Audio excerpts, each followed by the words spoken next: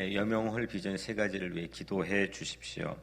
첫 번째, 예배터, 놀이터, 배움터, 이 가치를 위해서 기도해 주십시오.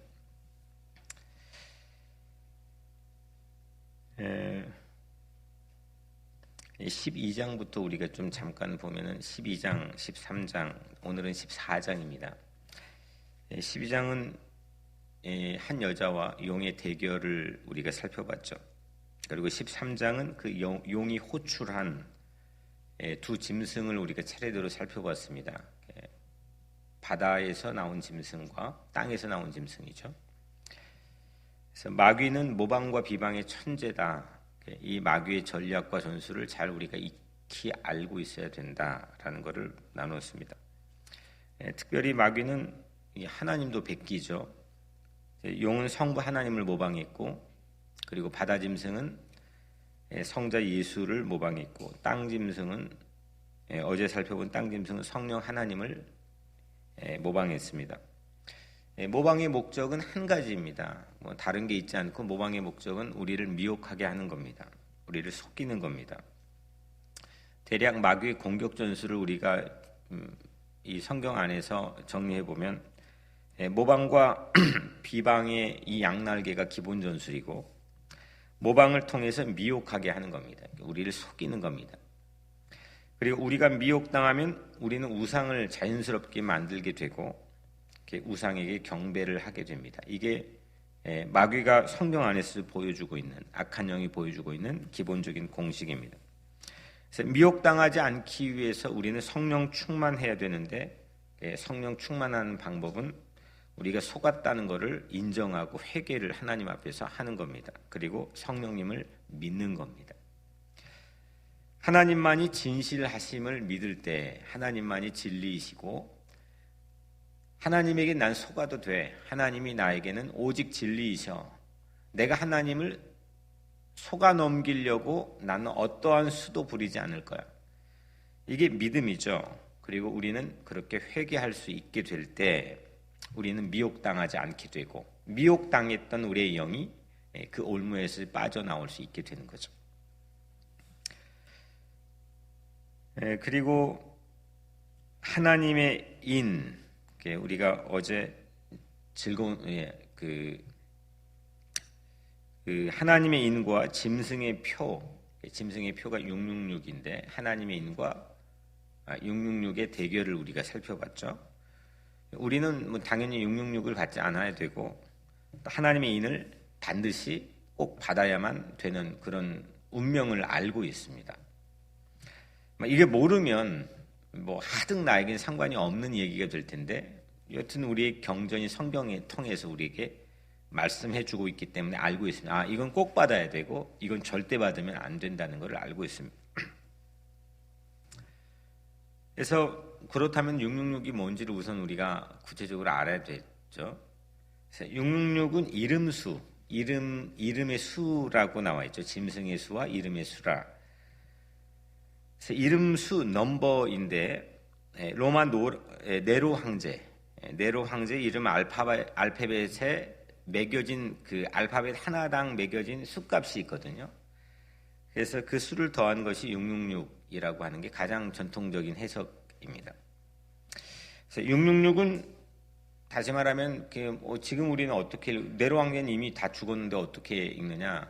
다시 말하면 성경을 통해서 우리에게 주시고자 하는 하나님의 뜻은 666이라고 하는 건 세상의 힘, 세상의 파워, 세상을 자기 마음대로 통솔하고 하나님인 것처럼 그걸 움직이고 다스릴 수 있는 그런 막강한 힘, 특별히 매매할 수 있는, 사고 팔 수 있는 경제적 힘에 대한 그걸 말하고 있죠.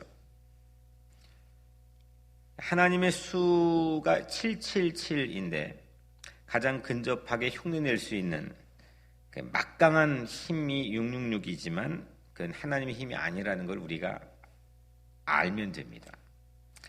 이건 아무리 세상에서 내가 이 어려운 파고 가운데서 이 경제적 힘이 내 삶에, 내 가정에, 내 가게에 지대한 영향을 미치고 있지만 이건 하나님은 아니야.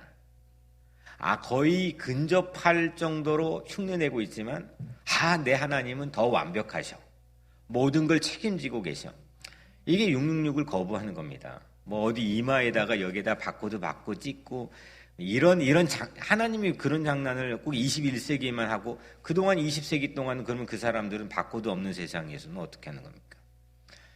이 신앙이 2000년 전에도 오늘 우리들에게도 666을 받지 않는 신앙의 모습인 거죠. 그래서 이 숫자 장난하는 게 비단 오늘 우리 시대에만 예수님 꼭 믿고 있는 것처럼 생각하는 건 정말 속 좁은 시야가 참 좁은 신앙의 모습이죠. 2000년 동안 하나님께서는 예수 그리스도를 보내셔서 교회를 세워주시고 그 교회를 통해 수없는 사람들에게 복음을 듣고 나누고 전하여 구원받게 하셨단 말이에요. 666이 뭐냐? 우리는 세상의 힘을 믿지 않습니다. 세상의 힘이 난 동떨어져 산에 살고자 하는 게 아니라 난 세상의 힘의 그 막강한 힘을 압니다. 상당히 하나님에게 근접해 있는 막강한 힘을 가지고 있습니다. 나도 엄청난 영향을 받을 때가 있습니다. 하지만 그건 하나님은 아닙니다.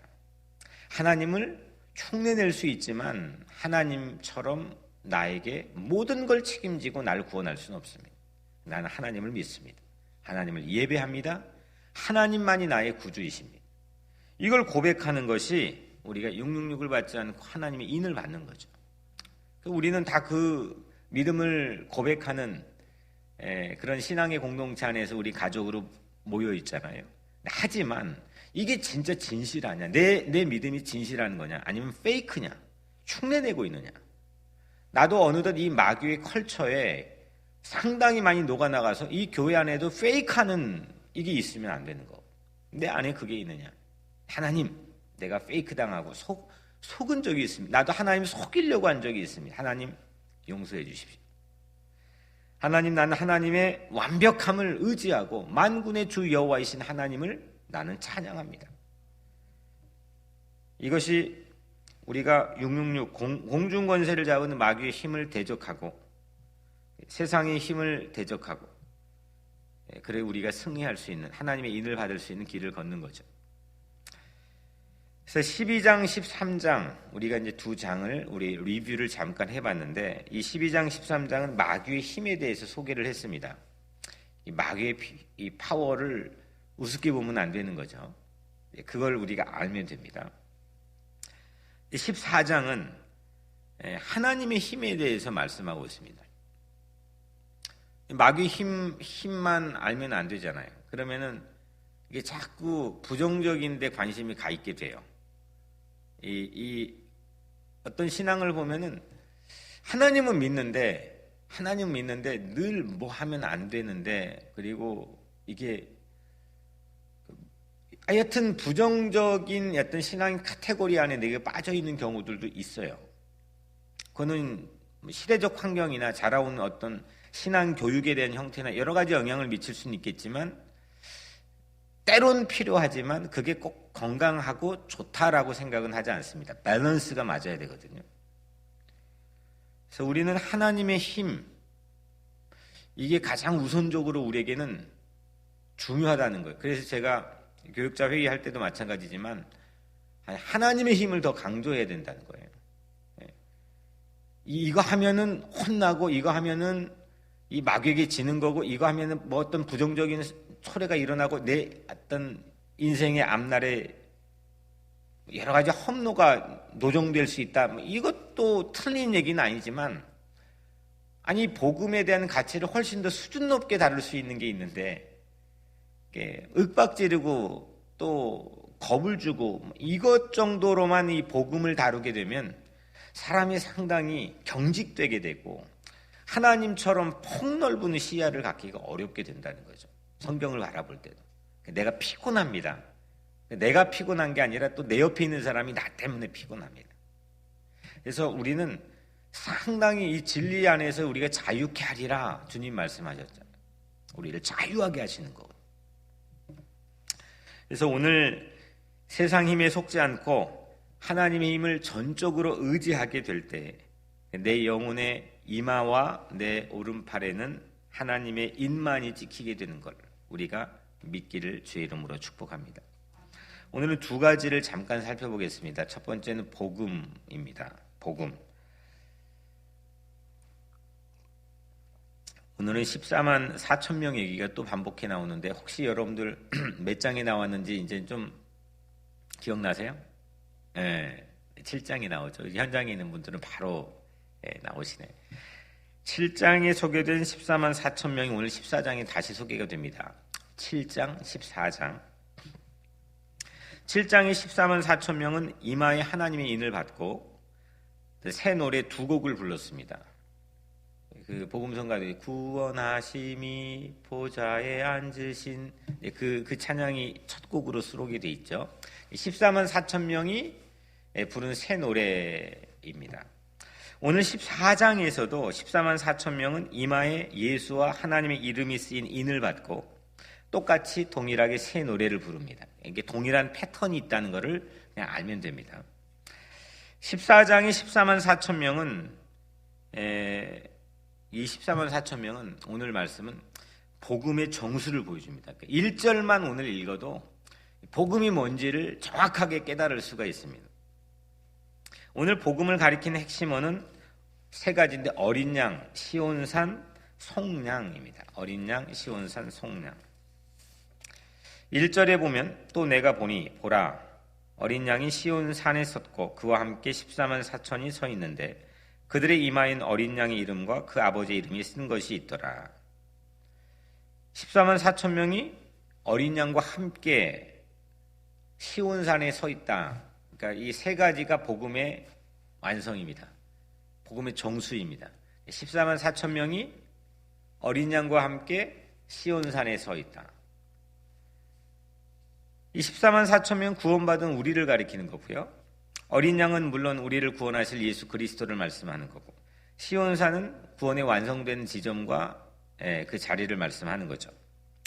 하나님이 아브라함에게 아주 일생일대 중요한 도전적인 명령 하나를 내리시죠. 물론 네가 있는 자리를 떠나가라 이 명령도 있지만 정말 절체절명의 이 명령 하나는 너 하나밖에 없는 독자 아들 이삭을 나에게 번제로 바쳐라. 이 명령을 모리아산에서 이행을 하죠.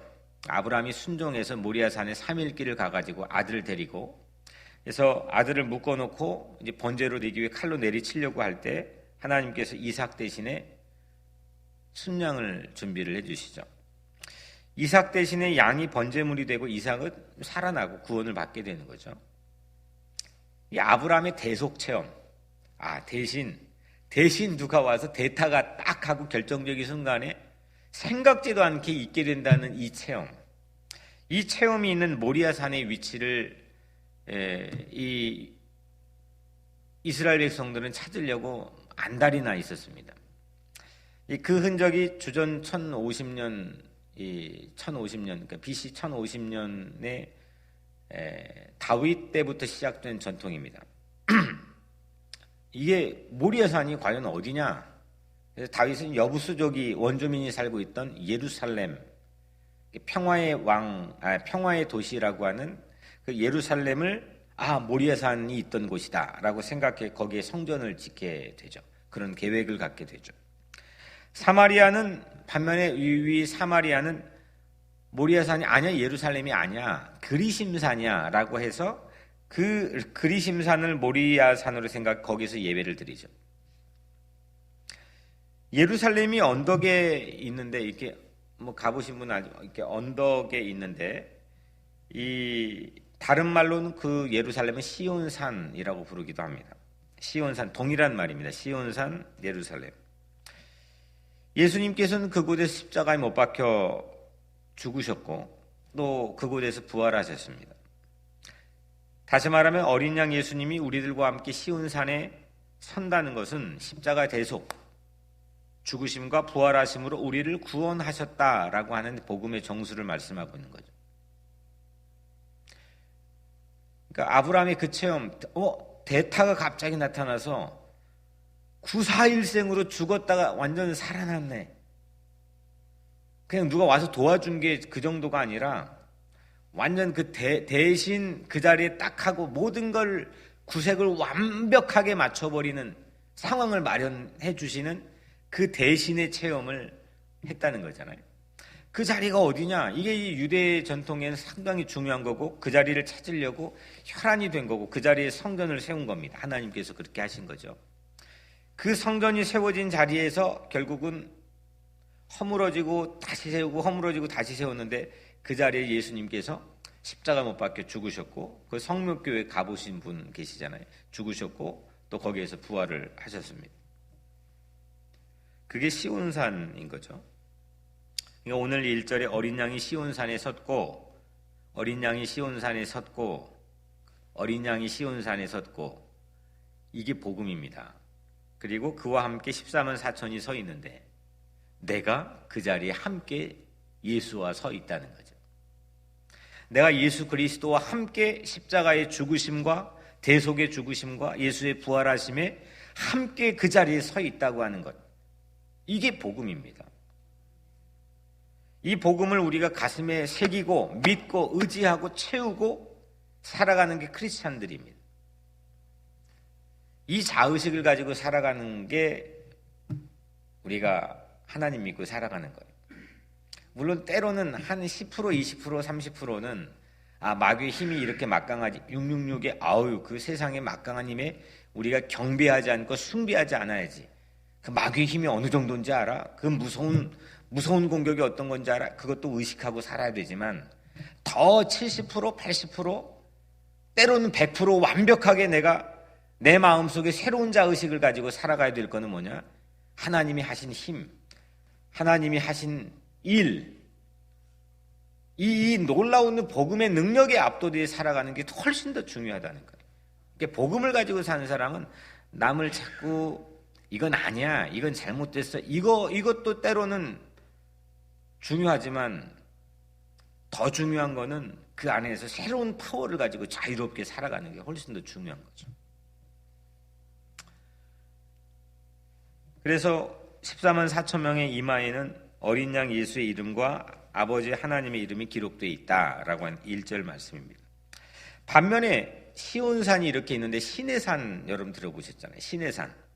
시내산은 어떤 산이냐? 모세가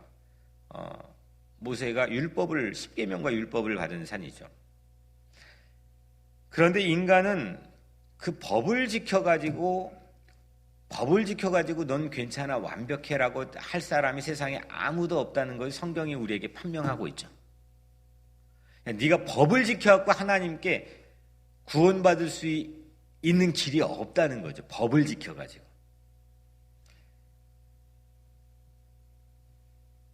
그래서 어린 양이 선 시온산만이 우리를 구원하게 돼요.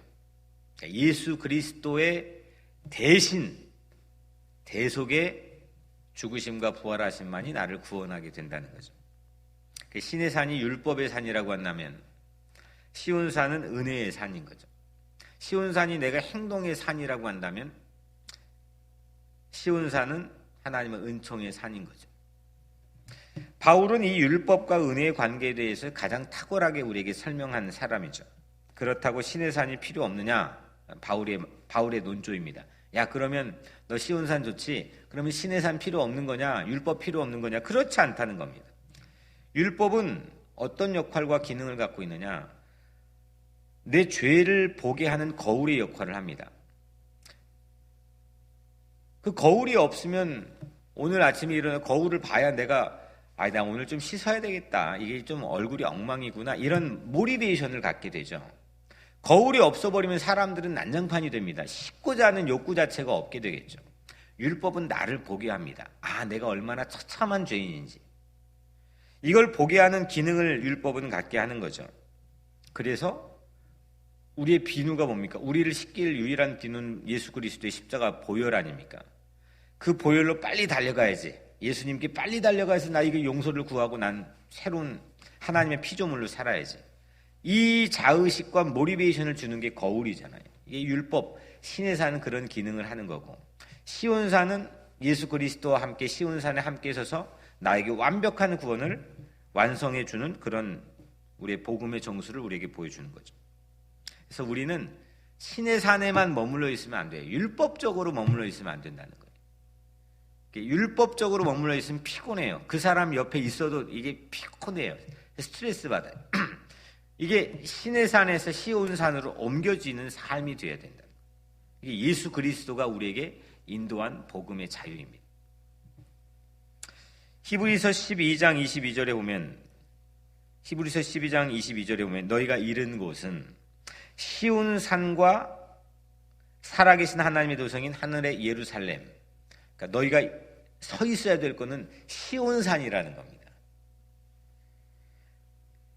다시 강조하지만 우리가 14만 4천 명에 속하는 것보다 더 중요한 인생의 과제는 세상에 없습니다. 내가 돈 버는 것도, 내가 가정을 꾸리고 내 자녀를 잘 키우는 것도, 내가 세상에 나가서 좋은 성취를 이루는 것도, 내 건강한 것도 모두 다 중요하지만 어느 순간에 인생에선 다 연기처럼 사라지는 겁니다. 어느 순간에는 누구든지 누구를 막론하고 다 사라지는 겁니다. 근데 한 가지, 내 인생의 최대의 과제는 뭐냐? 내가 예수 그리스도와 함께 시온산에 서야 된다는 인생의 과제입니다.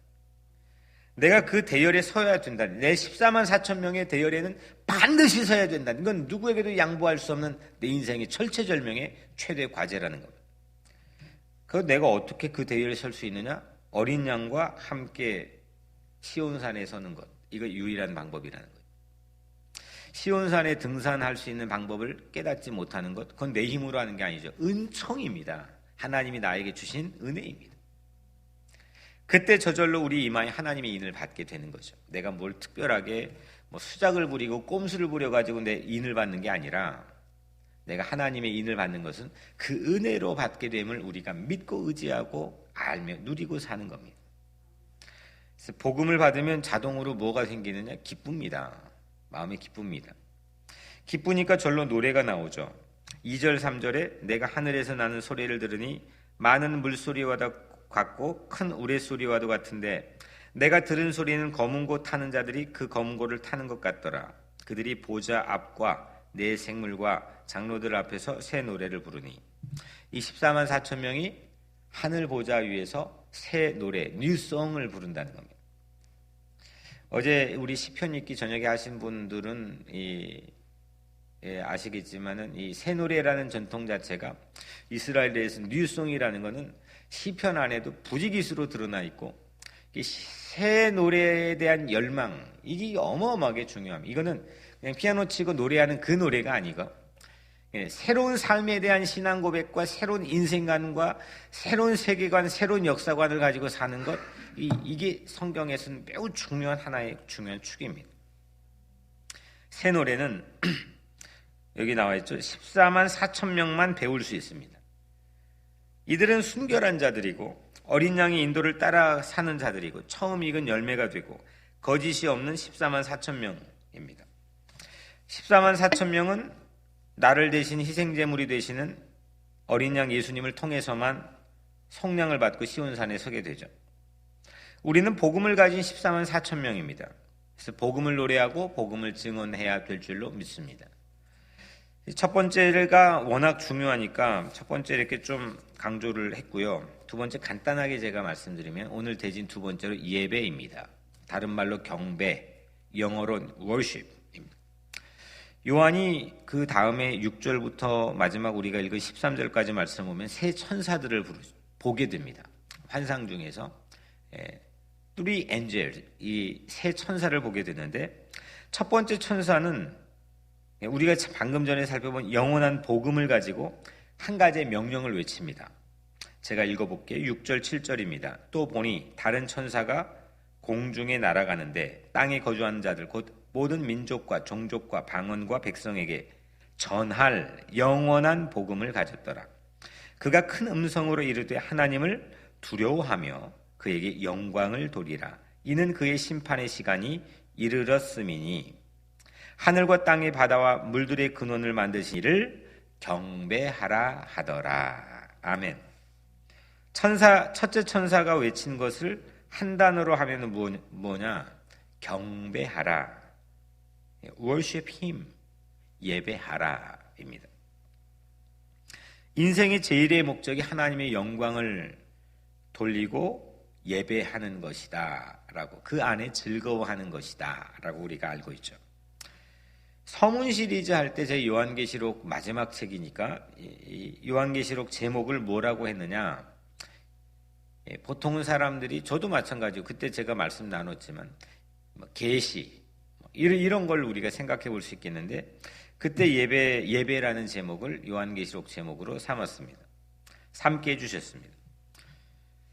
그래서 이제 그런 얘기를 제가 그때 나눴는데 1장은 나팔 트럼펫 음성이 불려지는데 그거는 콜 투 워십. 우리 예배 순서 주일 보면은 맨 위에 콜 투 워십. 예배로의 부름이죠.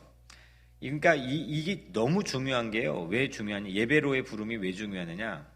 예배에 대한 기본적인 시각의 여러분들이 선택에 타고 여기에 왔다는 게 아니고 하나님이 하나님이 부른 게 예배라는 거예요. 신의 산에 서는 게 내가 열심히 등산을 해가지고 올라가는 예배 자리가 예배가 아니고 신의 산이 예배가 아니고 시온산 값없이 자격 없는 우리 모두에게 call to worship 여러분들을 전화에 불렀다는 겁니다. 하나님의 초청을 받았다는 게 call to worship이죠. 그래서 1장에는 그게 나와 있죠. 그리고 2장, 3장 7교회가 나와 있는데 책망하잖아요. 이건 우리 죄의 고백을 예배 가운데 우리 죄의 고백과 용서가 있잖아요. 4장, 7장에 하늘보좌에서 두루마리의 인들이 하나둘씩 열리는 장면이 나오는데 말씀이 열리는 모습이죠. 8장, 13장 두루마리를 열어서 말씀을 천사들이 읽어주죠. 계시를 읽어주죠. 우리도 마찬가지로 하나님 말씀을 읽고 또 설교하고 하죠. 14장, 15장 예리한 아직 우리는 이제 그 다음 시간부터 볼 건데 14장, 15장 예리한 낫을 유들러 곡식을 수확해서 하나님께 드리는데 이거는 봉헌입니다. 15장, 19장 어린 양의 혼인 만찬이 벌어지는데 이거는 우리 성찬 나누는데 마지막으로 19장, 22장 백마를 탄 분이 승리 행진을 하는데 이거는 축도와 파송, 세상으로의 파송을 말씀하는 거예요. 전부 다 이게 우리 예배에 다 담겨 있습니다. 계시가 뭐냐? 무슨 계시를 받았느냐? 이상망측한 여러 가지 계시들 이단들이 얘기하는데 하나입니다. 계시의 힘. 요한이 받은 계시는 딱 하나인데 뭐냐? 월십입니다. 예배입니다. 로마 황제를 예배하지 말고 짐승의 표인 아무리 세상이 막강해도 거기에 배교해서 거기 왜 예배하지 말고 경배하지 말고 숭배하지 말고 하나님을 예배하라는 그 환상 받은 겁니다. 그 하나님을 예배하게 되면 나중에 새 예루살렘의 천만 성도들이 그 어린 양과 함께 영원한 하나님께 예배드리는 그런 영생을 받게 된다는 얘기가 요한이 받은 환상입니다. 이 제국은 세상을 예배하라고 강요하잖아요. 이 월가는 여러분들 세상이 돈 만모니즘의 힘을 예배하고 숭배하라고 강요해요. 그런데 참된 예배도 박해하고 적대시합니다.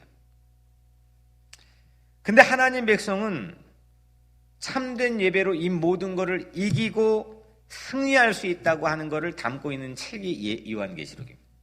아무리 엄혹해도 아무리 박해를 하고 아무리 우리를 저항하는 많은 세력들이 있고 아무리 세상이 그래도 우린 참된 예배를 통해 이 모든 것을 선으로 악을 이길 수 있다고 하는 사실에 대해서 요한계시록이 말하고 있는 거죠.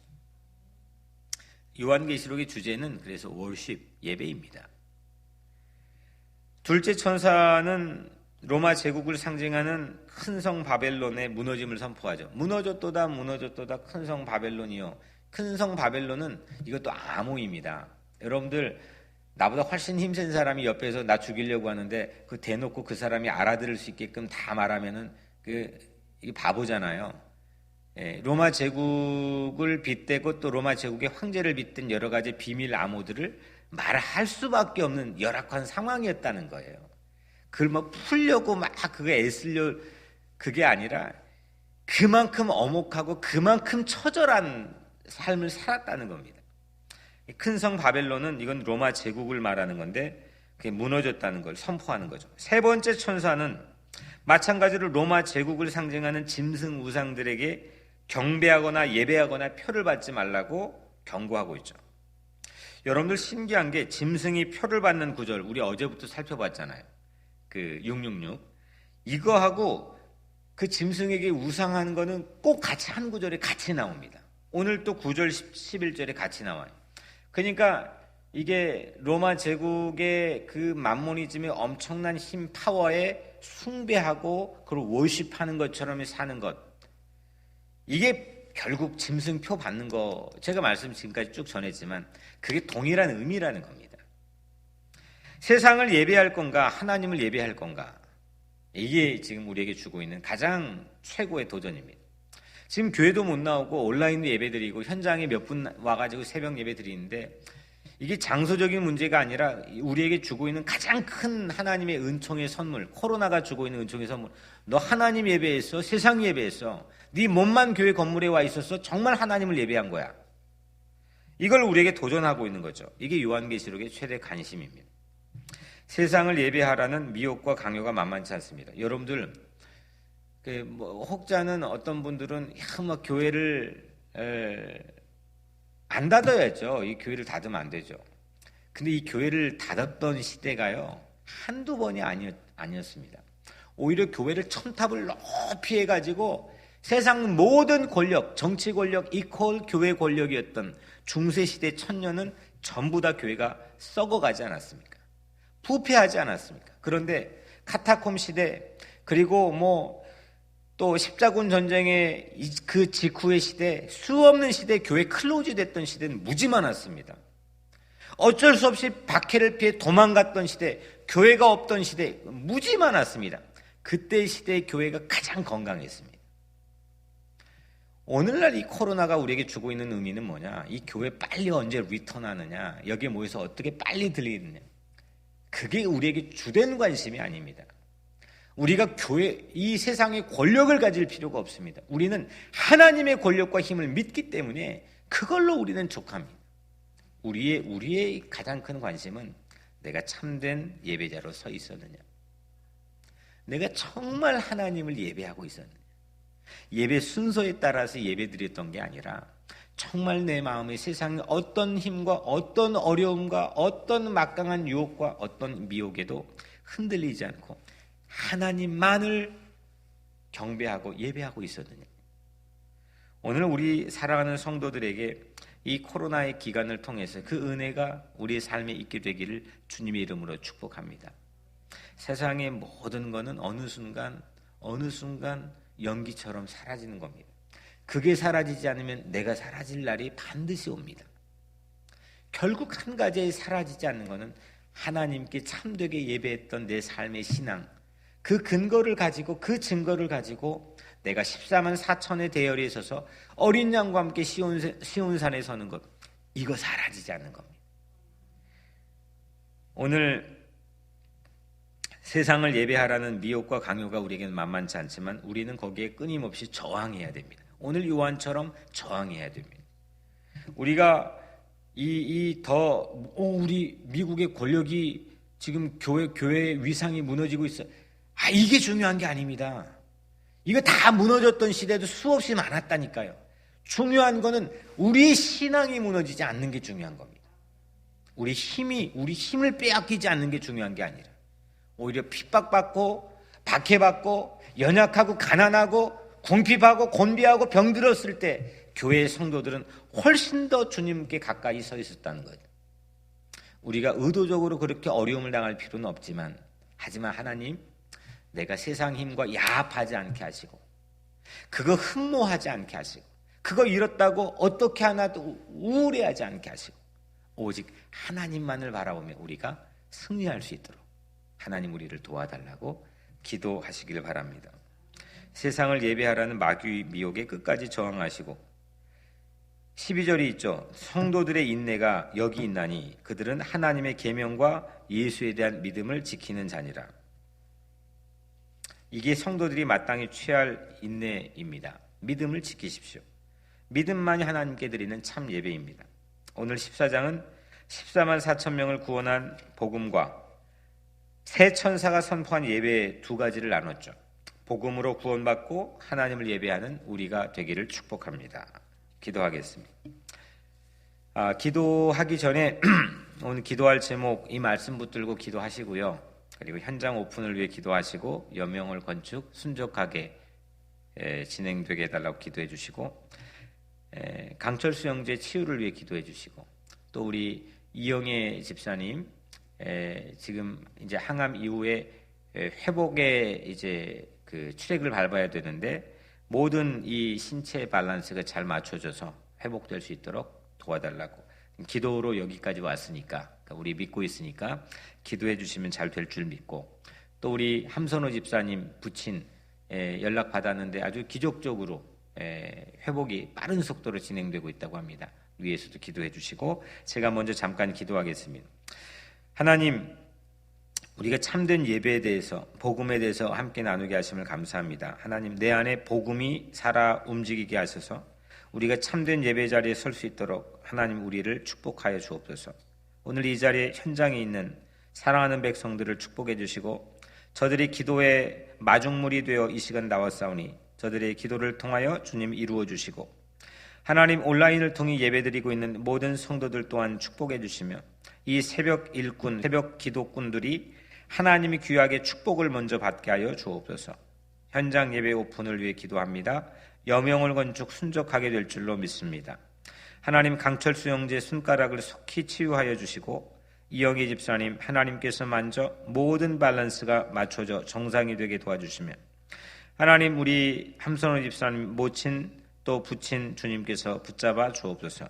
오늘 하루 우리 모든 삶을 축복해 주시며 사랑이 많으신 예수님의 이름으로 간절히 기도드리옵나이다. 아멘.